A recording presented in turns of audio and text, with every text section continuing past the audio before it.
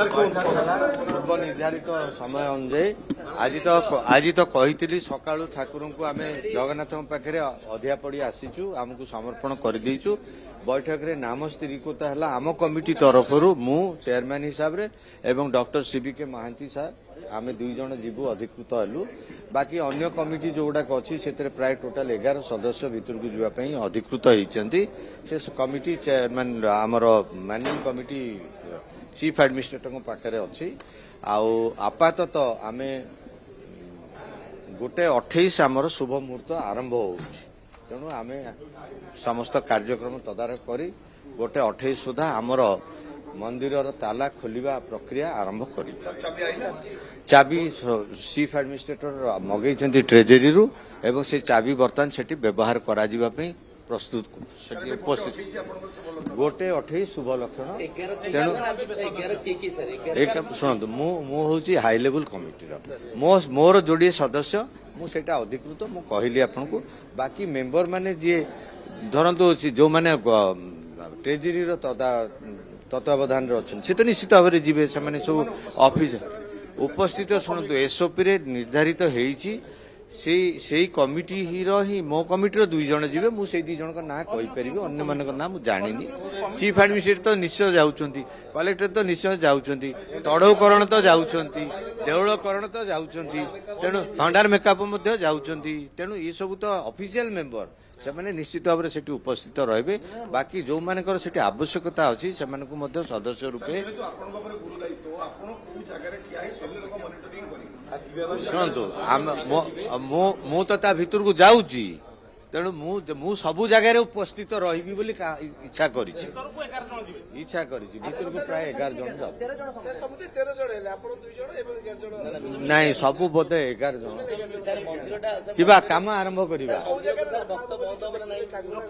ସେ ହେଇଛି, ସେ ଘର ସବୁ ହେଇଛି ନିଶ୍ଚିତ। ମୁଁ ମନ୍ଦିର ସାଙ୍ଗରେ ତ ସମ୍ପୃକ୍ତ ଭାବେ ଟୋଟାଲ ସମ୍ପୃକ୍ତ ନୁହଁ, ତେଣୁ ମୁଁ ସେ ରୁମ୍ ର ନାଁ ଗୁଡା କହିପାରିବିନି।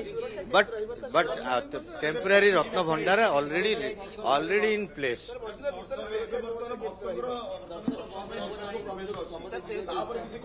ନାଇଁ ଦେଖନ୍ତୁ ଏଇଟା ଗୋଟେ ଗୁରୁତ୍ୱ ବିଷୟ।